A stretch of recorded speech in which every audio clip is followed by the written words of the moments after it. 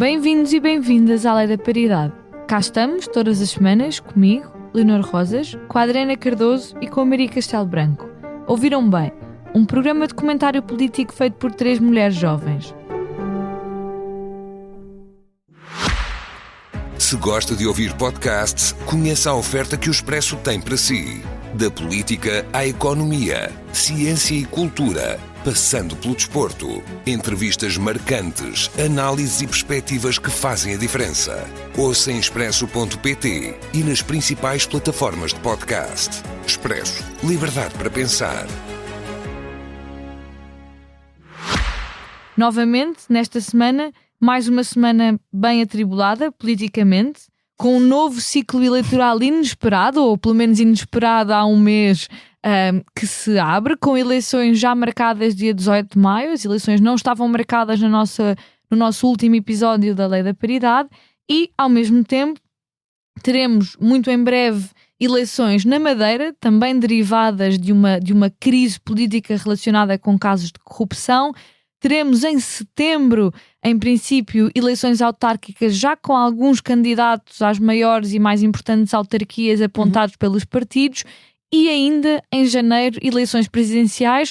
Nós já aqui tínhamos começado a falar de autárquicas e de presidenciais, mas a verdade é que agora as legislativas surgem com uma nova urgência e no meio deste remoinho eleitoral e político de escândalos e enfim...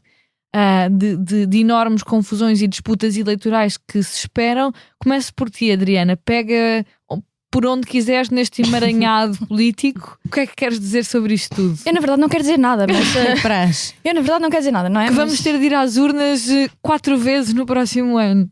Nós, ok, não somos madeirenses, mas sim, os portugueses não, os no geral... madeirenses sim, mas nós não. Os madeirenses terão dia 4 vezes, nós teremos dia 3, portanto... Coitados dos madeirenses. Exato.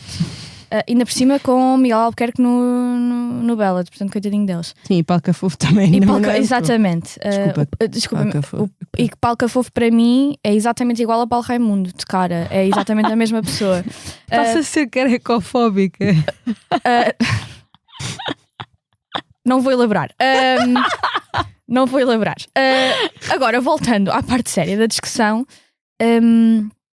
eu acho que vou começar pelas legislativas, dizendo que acho que é completamente imprevisível e todas as sondagens que estão a sair agora estão super dentro da margem de erro. Alguém me vir dizer que é muito provável que o PSD volte a ganhar ou que o PS volte a ganhar. É completamente futurologia, não fazem ideia, não existem dados e inquéritos com 400 pessoas não são minimamente significativos e não permitem saber exatamente nada. Acho que vão ser umas eleições profundamente imprevisíveis. Há alguns pontos, contudo, que eu acho que são muito importantes e relevantes e perceber se vão acontecer ou não. Como nós sabemos, a principal transferência de voto para o Chega nem é diretamente de partidos, é da abstenção diretamente para o Chega. E eu gostava de saber e quero perceber se numas eleições que claramente, e isso nós sabemos, os portugueses não quereriam, não é? Portanto, os portugueses não quereriam ir agora às urnas, se aquele voto, vou votar contra o sistema, portanto vou votar no Chega, não regressa à abstenção do tipo... Nem neste aspecto eu valorizo vocês nos terem enviado para eleições, portanto não vou pura e simplesmente votar. Acho que no geral os partidos vão ser muito penalizados pela abstenção, mas eu acho concretamente, e é a única futurologia, se me permitem, que eu me atrevo a fazer, é que o Chega vai ser o mais penalizado pelo crescimento da abstenção. Tenho algumas dúvidas também relativamente ao rearranjo ou como é que vai ficar as diferentes forças à esquerda. Tenho mesmo alguma dificuldade, vou deixar a Leonor depois pegar nisso, mas tenho... Não sei se a Leonor quer pegar nisso. Tenho algumas Leonor dúvidas. não queria pegar nisso, a chorar. Tenho algumas dúvidas que a esquerda parlamentar, dado que estamos num ciclo político com uma maioria direita e, portanto, em que se estão a discutir coisas muito... Na componente de centro-direita do hemiciclo e o PS como oposição, tem sido difícil da esquerda se afirmar e de se apresentar com propostas políticas que depois penetrem para, efetivamente, o debate público. E também porque acho que os grandes temas que, de facto, o governo tinha conseguido colocar em cima da mesa antes toda esta... Eu tinha outra palavra que não posso dizer no ar, mas todo este espetáculo que foi protagonizado por Luís Montenegro, acho que a esquerda... tinha saído penalizada porque os temas que estavam em cima da mesa eram coisas como imigração de uma forma à volta de percepções e, portanto, de um crescimento fabricado nas pessoas, de um medo relativamente à imigração, que infelizmente o PSD estava a conseguir capitalizar bem e até remover votos ao Chega relativamente a isso. Tenho algumas dúvidas de como é que vai ficar o rearranjar à esquerda. E há outro ponto que eu também gostava de perceber, que eu acho, sinceramente, que a proposta ideológica da Iniciativa Liberal atingiu um platô. E eu gostava de perceber se, tendo a posição que o Rui Rocha tentou colocar de a única pessoa séria que votou contra, aliás, que votou a favor da moção de confiança para os portugueses não irem para eleições, se apresentar como o partido à direita que, embora subscreva muito a plataforma política de Luís Montenegro, não tenha em verdade na defesa como o CDS fez das questões de Luís Montenegro. O Rui Rocha foi até bastante duro nas intervenções que fez, mas o partido que, para além disso, não exigiu que eleições fossem feitas também. Acho que isso tem alguma pertinência. Mas acima de tudo, o meu principal e maior receio, e já o disse, é que estas eleições vão ser um referendo relativamente à saúde da nossa democracia e, para além da democracia, do sistema político-partidário e da pertinência do sistema político-partidário. Acho que o PSD pode passar, depois destas eleições, a ter um grande problema. Infelizmente, muitos dos portugueses aliavam e pensavam, quando pensavam no Partido Socialista, pensavam imediatamente em casos de corrupção ou de problemas de gestão de dinheiros públicos, e o PSD e Luís Montenegro cavalgam muito isso nas eleições anteriores, de ser um partido para além disso, de um partido que não se misturava nesse tipo de coisas.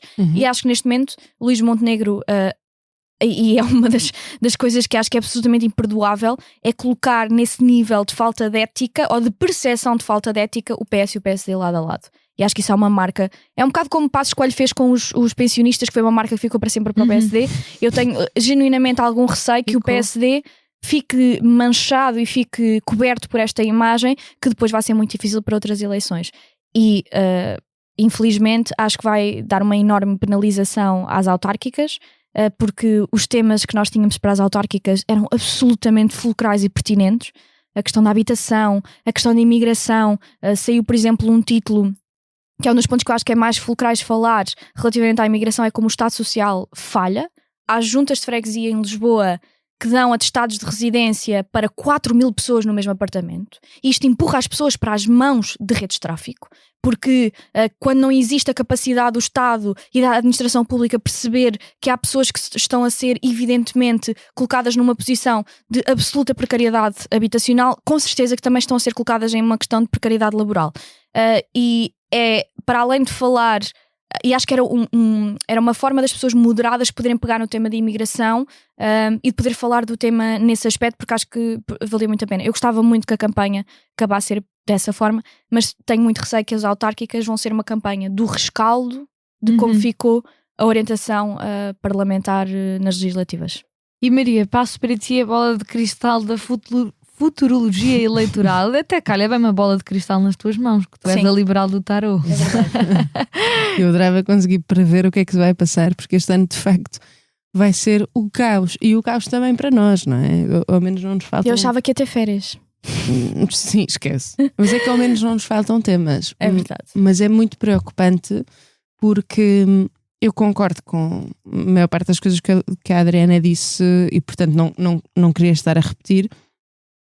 E portanto se calhar ia-me focar nas últimas eleições destas todas, que é as eleições presidenciais, apesar de eu estar farta de falar já das eleições presidenciais e de já que estas legislativas ao menos tinham a coisa boa de não se falar. Mas ao que parece, afinal não é assim tão verdade que as eleições presidenciais estejam fora do mapa para o comentário que nós fazemos, porque se nós olharmos para as pessoas que se estão a preparar, são ou já candidatos ou protocandidatos, têm um problema enorme em mãos, especialmente Luís Marques Mendes, porque Luís Marques Mendes colou a sua imagem política durante muito tempo à imagem política de Marcelo Rebelo de Sousa. Problema grande. Segundo problema, esteve a colar durante alguns meses, nos últimos meses principalmente, a sua imagem política à de Luís Montenegro.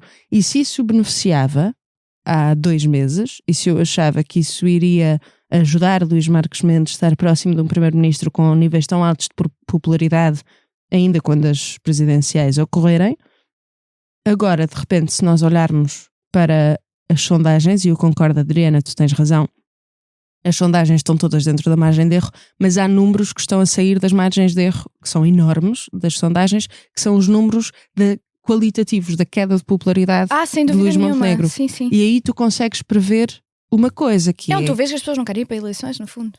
Também? Sim, mas o que tu tens mais ainda é as pessoas ainda querem menos ir para eleições se Luís Montenegro se recandidatar. Ou seja, há uma reprovação muito grande da parte do eleitorado da figura de Luís Montenegro. Havia da figura de Marcelo Rebelo de Sousa, já, e continua a haver. Marcelo Rebelo de Sousa está em queda, mas quem está em queda livre a uma velocidade muito mais acelerada do que o Presidente da República é o Primeiro-Ministro. Luís Marques Mendes está acolado aos dois. Problema gigante para Luís Marques Mendes, que eu estou a ver já desde agora, tipo, desde o fim de semana passado, ou antes um pouco, uma distância cada vez maior. Ele, este fim de semana que passou, lançou assim, uma coisa chata ao Presidente da República. Não disse Marcelo, mas toda a gente ouviu Marcelo quando ele disse: se é só para dissolver assembleias e dissolver parlamentos, qualquer um serve. Acho que é a indireta mais direta que já vi na minha vida. Sim, mas é que Marques Mendes, então vais ver imensas de Marques Mendes, porque eu não sei se ele é muito... É tipo, há um Presidente da República em Portugal que dissolveu 3 vezes o Parlamento. I wonder who.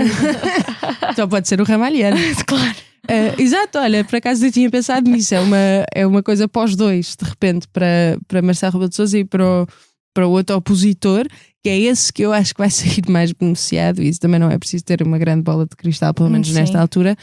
Pode acontecer alguma coisa que tinha que ser uma escandaleira enorme em que envolvesse o Almirante Gouveia e Melo para ele não beneficiar. Porque eu acho que neste momento tu estás com um problema de credibilidade na política portuguesa. Ponto. Tipo, o problema grande, porque Marcelo Rebelo de Sousa era o presidente dos afetos, o presidente popstar, afinal não fez nada e as pessoas estão a atribuir-lhe parte da responsabilidade da instabilidade política. Com razão ou não, mas pronto, já que percepções agora está na moda, as pessoas estão a atribuir-lhe a ele. Luís Montenegro tinha bastante credibilidade e esteve este ano a construir uma imagem sóbria, uma imagem séria, uma imagem de homem de confiança, e os portugueses estavam a gostar disso. Ele era o principal ativo do seu próprio governo e de repente desiludiu os eleitores, com razão ou não. Ou seja, o problema aqui é quem é que surge como uma pessoa confiável. André Ventura surge como confiável para os seus, certo? Mas, e mesmo assim. E nem sabemos se ele vai concorrer de facto às presidenciais, porque ele está já a dar sinais de que pode sair da corrida, dependendo provavelmente dos resultados das legislativas. E depende do que o Almirante Gouveia Melo também como trata o eleitorado do Chega, acho eu. Exato.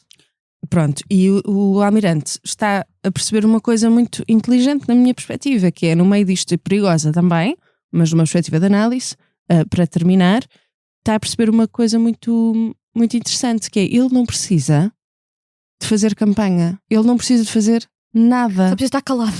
Sim, e preferencialmente. Não, e as coisas que ele tem dito, tem-nas dito, ele é neste momento o candidato Vanilla, não é? Ou seja, não. Nunca esperei ver esta discussão num podcast, mas sim, é mesmo. Mas é tipo Vanilla. Sou a favor de coisas boas e contra coisas más. Exato, completamente é. Onde a minha prioridade são as pessoas. Exato, onde é que te posicionas politicamente entre o socialismo e a social-democracia?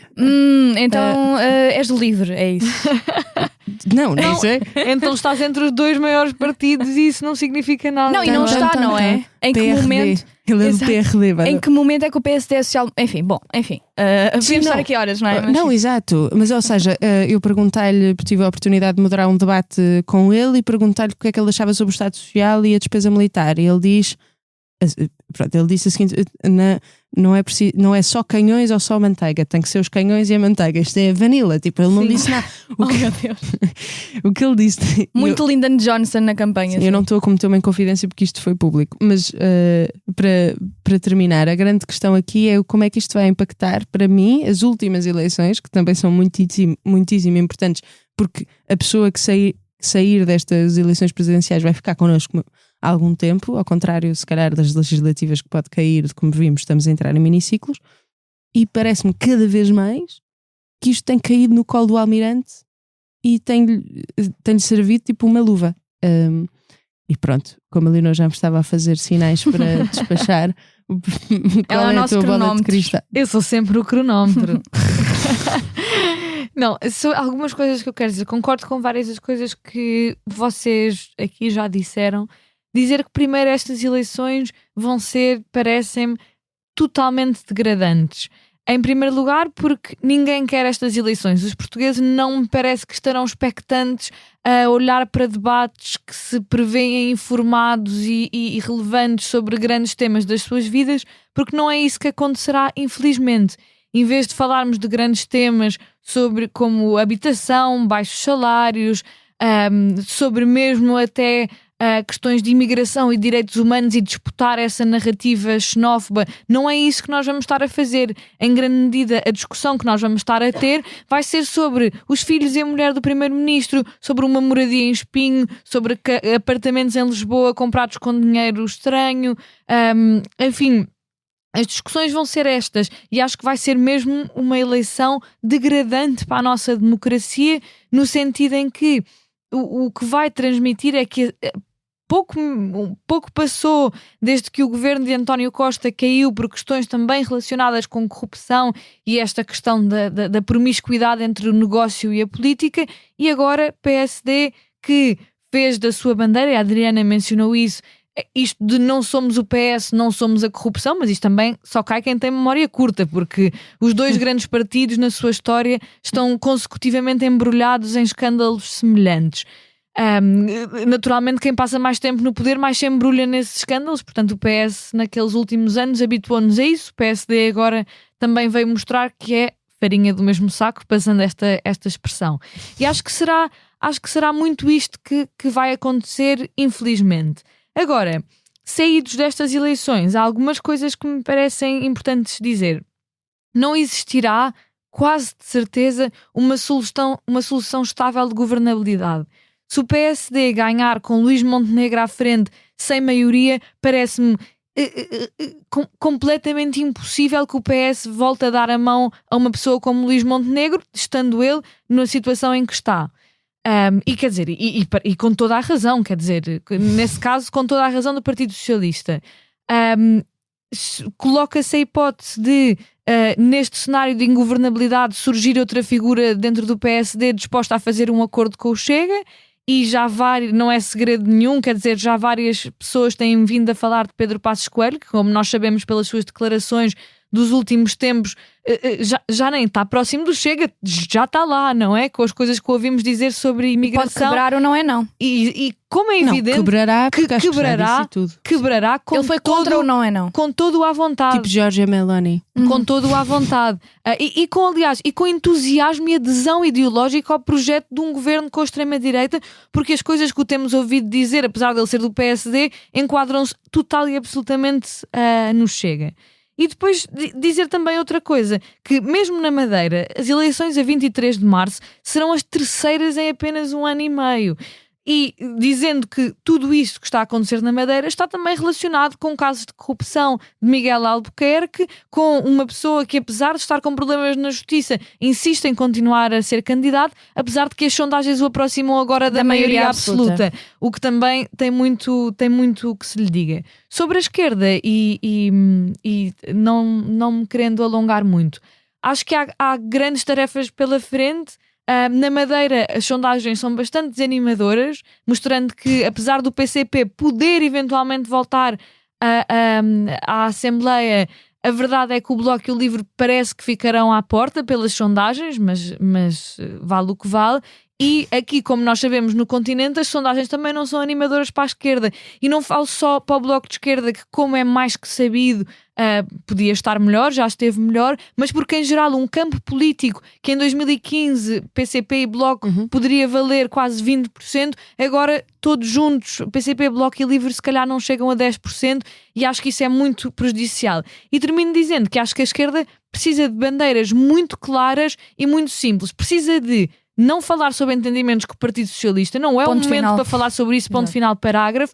Precisa de falar de temas, no meu entender, como congelamento de rendas e um grande foco na crise da habitação, questões sobre salário, sobre semana de 4 dias, sobre redução do tempo semanal de trabalho, sobre taxar os ricos e ter mesmo propostas disruptivas, e acho que isso é absolutamente... Acho que isso é absolutamente essencial se a esquerda quer sobreviver a este ciclo eleitoral. Não temos de fingir que somos os meninos responsáveis, porque não somos. Nós queremos abanar isto tudo, mas abanar para o lado certo. E passando à nossa próxima ronda, e viajando para o outro lado do Oceano Atlântico, para onde as coisas, apesar de tudo, estão piores, não é? Ela disse isto com um sorriso na cara. Não, tudo menos sorriso sobre isto. Mas quando vês o teu inimigo a arder, Sim. Sim, mas o meu inimigo é o governo dos Estados Unidos, não é o povo dos Estados Unidos, não são as mulheres e os imigrantes, por isso eu não sorrio, enfim, evidentemente. E passamos para o outro lado do oceano, exatamente por duas razões. Donald Trump, em algumas das suas ordens executivas mais recentes, tem tentado apagar a palavra mulher de vários programas de investigação científica. Censurou mesmo, censurou. E mulher é a palavra mais marcante que está a ser censurada, mas também género, minoria, bias, acho que podemos traduzir para preconceito. Raça, e há race. muitas propostas e muitas candidaturas científicas, projetos que procuram financiamento em várias áreas, que agora se vêem na necessidade de retirar uma parte do seu trabalho para poder terem financiamento. E, ao mesmo tempo que isto acontece, Trump questiona se os gases com efeito de estufa são prejudiciais, uma coisa que está mais que estabelecida. Nós aprendíamos isto em área projeto no 5º ano na escola e de repente parece que está a ser posto em causa a própria ciência, a própria evidência científica. E passo para ti, Adriana, porque também já falaste muito sobre as questões de saúde e como enormes retrocessos se esperam. Bom, isto é um tema que para mim é particularmente irritante e que me incomoda, porque eu podia estar horas a falar sobre isto, mas só para dar um exemplo às pessoas de como isto é completamente inaudito e é absolutamente sem qualquer tipo de precedente. A Nature é a revista mais conceituada de publicação científica, onde todos os cientistas e pessoas académicas da área da ciência almejam e aspiram um dia a publicar, e a Nature esteve presente em muitas circunstâncias tumultuosas mundiais, Guerra Fria, etc. E nunca tiveram um editorial nem nenhum tipo de posicionamento que fosse politicamente motivado. A Nature fez um editorial exatamente um mês depois de Donald Trump tomar posse, exatamente pelo ataque enorme que está a ser feito não só à ciência, mas aos avanços científicos que foram feitos a nível mundial. E eu queria me focar aí, porque podia estar aqui horas a falar, mas para além dos pronomes e isso tudo, eu vou deixar para vocês, para explicar o impacto que isto tem. Só no ano 2023, os Estados Unidos, por via de financiamento, não diretamente do governo federal, mas por um orçamento que tem especificamente para questões de saúde mundial, colocaram na USAID 73 mil milhões de euros, em que 60% deste orçamento foi completamente alocado diretamente pela USAID. Donald Trump removeu qualquer tipo de capacidade de intervenção da USAID. Para as pessoas terem noção do impacto nos últimos anos que foi conseguido, é só esta reversão impediu que 1 milhão de mulheres em zonas de conflito e em zonas sem capacidade económica no mundo inteiro deixassem ter acesso à contracepção. Não existiu nenhum passo tão importante para a emancipação de mulheres em zonas de conflito e zonas muito depauperadas como a disponibilização de contracepção de forma gratuita e voluntária por organizações internacionais. Não existiu. Porque existiam muitas mulheres cujo o fator de engravidar era utilizado pelas famílias como uma forma monetária, porque poderiam vender os seus bebés para depois tráfico. O facto dessas próprias mulheres, por estarem numa circunstância fértil, elas próprias serem traficadas. O facto evidente de, em zonas do país em que crianças, eu não consigo dizer jovens mulheres, mas crianças com 12, 10 anos eram a partir do momento que tinham período e, portanto, que estavam férteis, eram induzidas em circunstâncias de, basicamente, barriga de aluguer e de providenciar bebés a um nível absolutamente absurdo. E, claramente, a questão, evidentemente, das doenças sexualmente transmissíveis, que eram um enorme fator de peso para a redução da esperança média de vida de mulheres, por exemplo, em África, era uma coisa absolutamente surreal e que foi completamente colmatada por esta disponibilização de contracepção. Não é só uma política, não é ideologia só, não é uma questão de menor impacto, é uma questão que altera de facto a vida das pessoas, é uma questão que altera um consenso mundial que nós tínhamos de que não existe possibilidade de se falar de saúde pública sem se falar de saúde global. E os Estados Unidos eram evidentemente também, porque assim o que quiseram sempre ser colocados, não só como um dos principais financiadores, como um dos países com maior capacidade de conexão e interconexão com diferentes agências internacionais que fazem voluntariado em muitas destas zonas, e eram absolutamente fundamentais. Eu vou dar só um exemplo muito claro para as pessoas antes de terminar, e depois passo o resto das questões para vocês, das questões que são pensadas por médicos, enfermeiros e farmacêuticos todos os dias no terreno. Vou dar o exemplo da Cruz Vermelha. Levam dos seus países, imaginem um cohorte da Cruz Vermelha que vem da Bélgica e vai, por exemplo, para Gaza. E percebe-se que a medicação que levam é uma terapêutica muito melhor do que aquela que está disponível, mas tem que fazer uma escolha agora neste momento. Quando eu sair sem USAID, não existe continuidade da terapêutica. Eu não tenho a certeza que eu saio e que estas pessoas conseguem ter acesso à medicação. Portanto, eu vou ter que trabalhar apenas e só com aquilo que está disponível no terreno neste momento, porque quando eu me for embora, as pessoas vão estar exatamente nesta situação. Portanto, eu tenho que treinar e ajudar as pessoas que estão no terreno a tentar salvar vidas, mesmo eu sabendo que aquilo que eu estou a fazer tem uma possibilidade de eficácia 60 a 70 vezes inferior daquilo que eu poderia ajudar, porque eu não tenho garantia de continuidade de financiamento. São estas escolhas que são feitas por profissionais de saúde todos os dias.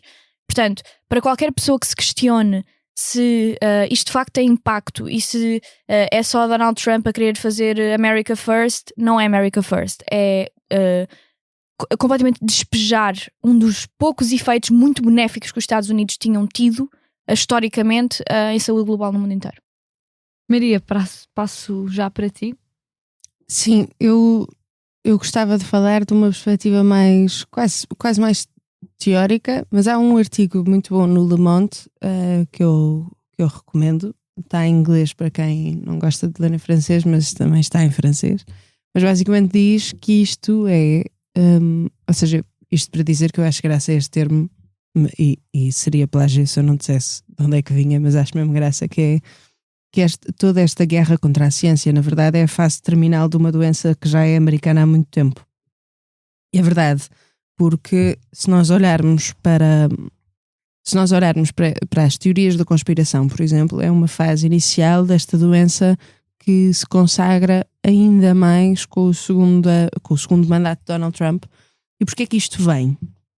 Neste artigo do Le Monde também há uma quote muito interessante de um livro que vai sair em abril, se chama O Espírito do Totalitarismo, do Jean-Jacques Rosat, e ele diz que não pode haver dois mestres no totalitarismo, não pode haver o partido e a ciência, que a autoridade do partido, para se tornar absoluta, a ciência tem que desaparecer. E esta é a grande questão que me parece estar por trás de Donald Trump e de todos os movimentos totalitários.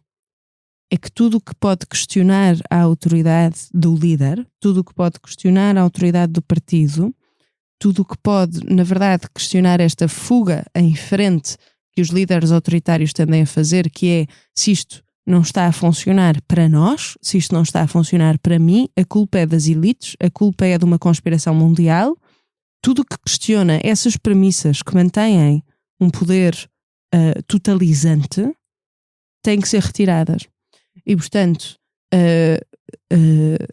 as alterações climáticas são um hoax, na verdade são construídas por os judeus cheios de dinheiro que querem fazer uma substituição cultural. By the way, os judeus a pôr árabes e islâmicos no poder, que É uma coisa que... É uma coisa, sim, historicamente faz sentido. Sim. Uhum. A Terra é plana, na verdade nós nunca fomos à Lua, nunca saímos da Terra, há aliens que estão a tentar contactar-nos, todas estas questões de mulheres, por exemplo, avanços científicos sobre o corpo das mulheres é woke e portanto vamos censurar na página do governo, e se vocês forem pesquisar conseguem ver que as palavras já nem sequer estão, se vocês forem pesquisar acho que é o Federal Gov, se vocês forem pesquisar race, gender, women, já nem sequer aparecem papers escritos sobre estes temas, e a questão a seguir é: não podem haver papers escritos sobre estes temas que queiram ter acesso a financiamento do Estado. Isto quer dizer, em última análise, que se eu for uma cientista que queira explorar novas formas de combater o cancro da mama, em que preciso descrever mulher ou female ou qualquer coisa relacionada com o corpo feminino, não posso ter Reparem acesso. que eles iam salvar as mulheres por tirar o género da literatura, não é? Eles iam salvar as mulheres, mas no fundo nunca são as mulheres com que eles estão preocupados. Não, claro que não. É a mesma coisa destas pessoas que dizem que são contra os árabes e os movimentos islâmicos porque os árabes e os movimentos islâmicos fazem opressão às mulheres, mas depois a seguir querem banir o aborto, não é? Portanto, nunca é sobre isto. Nunca. Na verdade é sobre controlo e é sobre poder. E a questão do anti-ciência, do anti-intelectualismo, desta guerra contra as universidades, que a Universidade de Colômbia está a sofrer avanços brutais do Estado, aliás, todas as universidades, mas a Universidade de Colômbia é particularmente interessante porque é uma universidade historicamente bastante progressista. E isto o que faz é criar duas realidades e eu não tenho a certeza até quando é que nós conseguimos manter estas duas realidades mais ou menos em contacto, porque chega a um ponto em que se tu estás a falar de uma mesa e as pessoas não acreditam que a mesa lá esteja. Uhum. E isto é importante porque crias uma dissonância cognitiva nos teus cidadãos que, bom, depois se tornam muito fáceis de controlar porque já não questionam a realidade, e isso assusta-me bastante, particularmente agora nesta altura com Donald Trump, porque está a ser bastante óbvio. Tudo o que o questiona vai-se embora. Não pode, lá está, não pode haver dois mestres, não pode haver o partido e a ciência, tem que se escolher um. E para terminar, algumas coisas sobre este assunto. Começar por dizer que acho que o que toca às alterações climáticas não é um discurso que existe só num vazio de loucura. Ele tem raízes materiais que o explicam. Não sendo por isso surpreendente que grandes grupos industriais e mineiros se estão do seu lado, porque sabem que com as suas propostas do Let's Drill, Baby Drill, e com, aliás, o questionar-se os gases de efeito de estufa são prejudiciais, com o facto de Trump recentemente ter revogado mais de 30 decretos relacionados com questões ambientais, relacionados com até poluição das águas, a poluição do ar, sabem perfeitamente que há uma série de indústrias que vão poder lucrar com isto, porque nós sabemos que o combate às alterações climáticas necessariamente envolve condicionamento de indústrias e a longo prazo que algumas indústrias simplesmente cessem, deixem de existir, e que isso tem de ser uma coisa, é uma realidade que, se nós queremos poupar o mundo do desastre climático, temos de aceitar.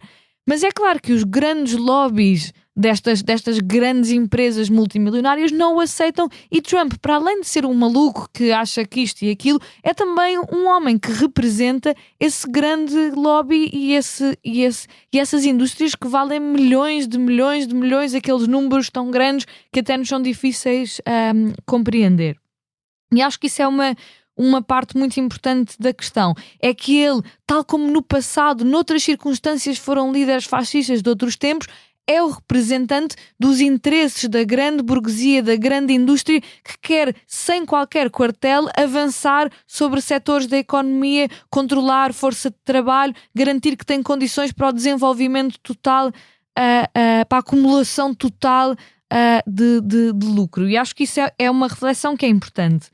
Sobre a questão da palavra mulher, já se sabe que, entretanto, a National Science Foundation tem uma lista interna que inclui várias palavras como mulher e género, raça, preconceito, minoria, que estão a fazer verificações sobre projetos atualmente financiados e sobre candidaturas que estão agora em curso para tentarem, por um lado, terminar aqueles que já foram financiados e, sem dúvida, impedir o financiamento destes projetos. Palavras que não figuram nessa lista: homem branco. Porquê? Porque Surprise, surprise! Porque é sobre isso que a ciência se deve focar. Ou seja, do ponto de vista, pensando em investigação científica de ciências naturais, o que interessa é o corpo do homem branco. Interessa estudar esse corpo. O corpo da mulher não interessa estudar, porque um estudo em que a palavra mulher não entra, por exemplo, é porque se não queremos que existam estudos com a palavra mulher, é porque não queremos que, por exemplo, existam estudos que mostram como as leis contra o aborto atacam os direitos fundamentais das mulheres, deterioram a saúde das mulheres, como mulheres são obrigadas a levar gravidezes, às vezes com fetos mortos até ao fim, e isso causa a sua própria morte. Todos estes estudos que poderiam contrariar a política misógina e, diria, assassina de Trump contra muitas mulheres, de repente são silenciados. Isto é nada mais, nada menos do que censura, quer dizer, e acho que nisso não devemos não nos devemos enganar. Do país cuja primeira emenda é sobre a liberdade de expressão. Exato, pronto, enfim. E depois dizer também que no caso das ciências sociais, quer dizer, a minha pesquisa não seria mais permitida nos Estados Unidos. A pesquisa da esmagadora maioria dos colegas com que eu vou falando não seria mais permitida nos Estados Unidos. E acho que um país em que os cientistas sociais não trabalham é um país em que não há liberdade, em que não se pensa sobre democracia, sobre género, sobre direitos humanos, sobre questões de racialização, migração, quer dizer, não existe. E só para terminar, porque já vamos muito avançadas, acho que esta tendência anticientífica total ainda não chegou desta forma à extrema-direita na Europa. Sabemos que por cá nos chega alguns elementos foram negacionistas da Covid, têm questões sobre as vacinas, questões inventadas, não é? Sobre as vacinas, que houve até também sobre, por exemplo, questões de crianças com deficiência, alguns comentários muito horríveis que também mostram um bocadinho esta eugenia, que eu acho que foi um bocadinho de mão dada com esta coisa contra a ciência. Não precisamos de cuidar dos mais fracos, não precisamos de perceber. Eles são muito capacitistas, sim. Ou seja, este capacitismo acho que ainda não chegou dessa forma cá. Acho que, apesar de tudo, gosto de pensar que, pelo menos em Portugal, existe uma maior cultura científica que impediria algumas coisas totalmente lunáticas de serem ditas e propostas sem haver uma reação. Gosto de pensar, também houve coisas em que gostava de pensar no passado que não foram bem assim. Veremos como é que corre. Parece-me que também por exemplo, o Marine Le Pen não está particularmente nessa onda anti-ciência. Contra as alterações climáticas, acho que sim, sem dúvida, mas porque isso representa um avanço de certas indústrias, mas acho que algumas questões em que Trump leva a um limite que ainda não vimos cá. E como estamos a ficar sem tempo, passo às recomendações e começo por ti, Maria, sobre o que é que nos queres recomendar hoje. Bom, eu gostava muito de recomendar, porque acho que é bastante atual, um livro eu acho que vocês as duas, então de certeza, porque tenho que me ouvir todas as semanas, mas eu gosto muito de um filósofo que é o John Gray, não ser confundido com um autor da autoajuda que também se chama John Gray, que lançou recentemente um livro muito interessante que é Os Novos Leviatãs, e ele é um filósofo do pós-liberalismo. E na verdade o livro é sobre isso, qual é o mundo dos anos 20 do século XXI, depois de uma ordem liberal, porque ele acredita mesmo que nós estamos no pós. Ele é muito interessante porque segue uma filosofia do Isaiah Berlin, uma filosofia moral pluralista, eu gosto muito, e ele tem análises muito certeiras. Eu ainda estou a ler o livro que comprei para o meu Kindle, e acho que é uma leitura bastante interessante. O que é que acontece quando nós abdicamos da moralidade? O que é que acontece depois de uma ordem mundial que prometia liberdade pela democracia e liberdade económica pela democracia? Porque é que estes movimentos estão a crescer? Acho que é uma leitura muito porreira. E tu, Adriana? Eu tive o privilégio de, no meu aniversário, ter ido a Londres.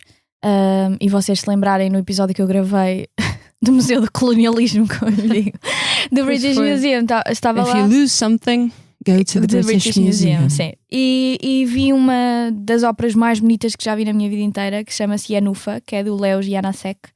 E é uma ópera checa e é à volta de um amor, mas também de um amor numa época em que a classe separava absolutamente as pessoas de poderem estar juntas e em que ser mulher e ter experiências de mulher era altamente penalizado, seja a nível familiar como a nível de sociedade.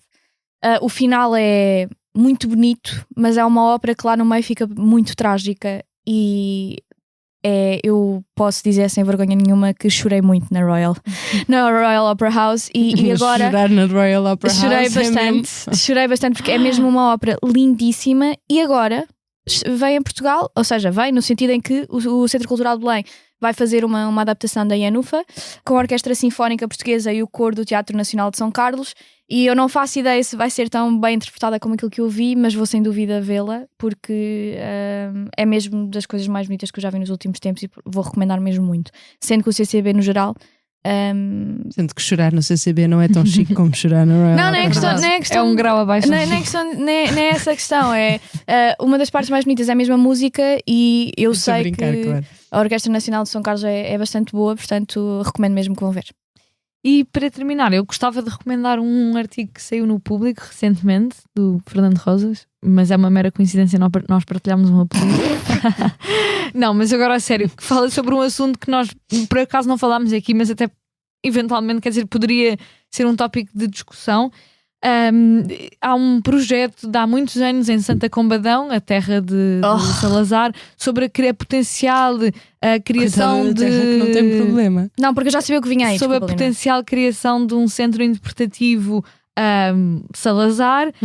Esta tem sido uma longa discussão entre historiadores e, aliás, já houve várias tentativas de chamar bem, o meu pai explica isso no artigo, várias tentativas de convidar historiadores e centros de investigação que foram recusando a fazer parte disto e acho que é uma importante discussão que se colocou também noutros países, como em Itália ou na Alemanha, com a questão de fazer um centro interpretativo numa casa de um ditador, por muito que se possa tentar procurar ter um projeto de alguma forma crítico ou enfim... É sempre criar um lugar de culto, um lugar de nostalgia, de peregrinação. É sempre um lugar onde se vão expor roupas, cadeiras, secretárias do ditador e é sempre por si só dúbio. E terminar só dizendo que, para nos lembrarmos do fascismo e dos ditadores fascistas, nós não precisamos de uma casa-museu do Hitler. Nós precisamos de centros interpretativos sobre as vítimas dos campos de concentração, as vítimas das prisões políticas em Portugal, enfim... as vítimas das várias violências do fascismo e do colonialismo e da guerra, e não destes sítios de possível peregrinação onde todos os incels da Nova Portugalidade e companhia poderiam ir olhar para a camisola do Dr. Oliveira Salazar. Dado que já vão à campa dele lá. Que já vão à campa deixar florzinhas. E assim chegamos ao fim de mais um Lei da Paridade, um programa de comentário político semanal. Como sempre, podem ouvir-nos nas habituais plataformas de podcast e no site do Expresso e da SIC Notícias. Até à próxima semana.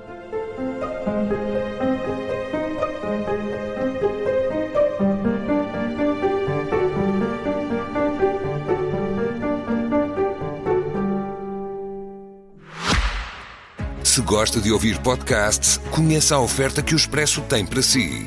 Da política à economia, ciência e cultura, passando pelo desporto. Entrevistas marcantes, análises e perspectivas que fazem a diferença. Ouça em expresso.pt e nas principais plataformas de podcast. Expresso. Liberdade para pensar.